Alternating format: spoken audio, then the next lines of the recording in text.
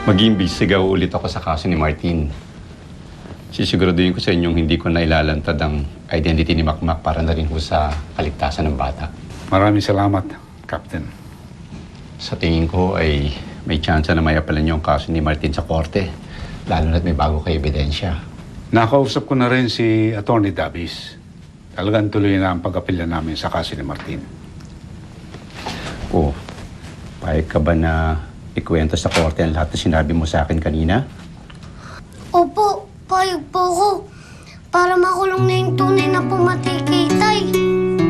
Basta ang sabi po sa akin, nagpunta si Cap Rodriguez doon sa bahay ng Mang Tino para makilala yung bagong witness. Sino? Ano raw ang pangalan?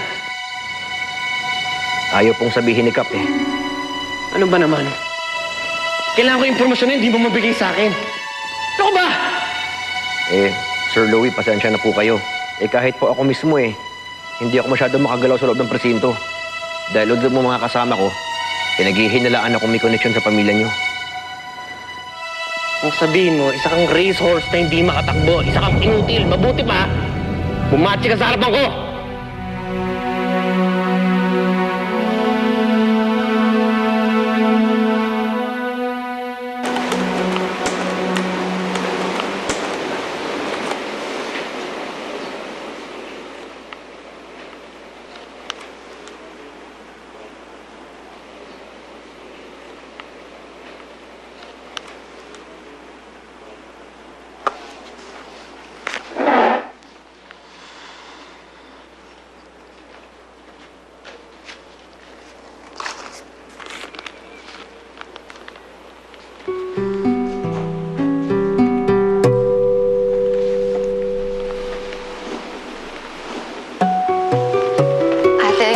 Mauna na kami.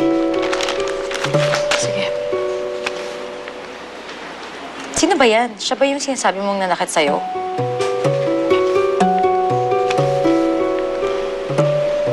Siguro maswerte pa rin ako.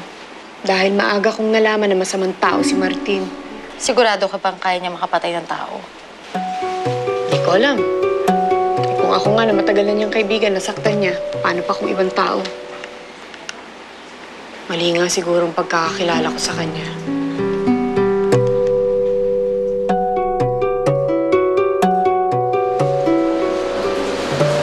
Mara. Martin?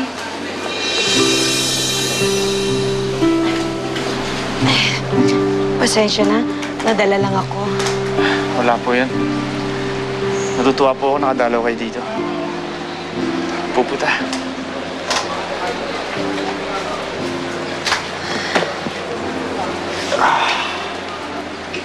Martin, nahihiya ako sa'yo kasi alam ko hindi ka naman dapat nakakulong dito. Kumusta ka dito? Ayos lang bang selda mo?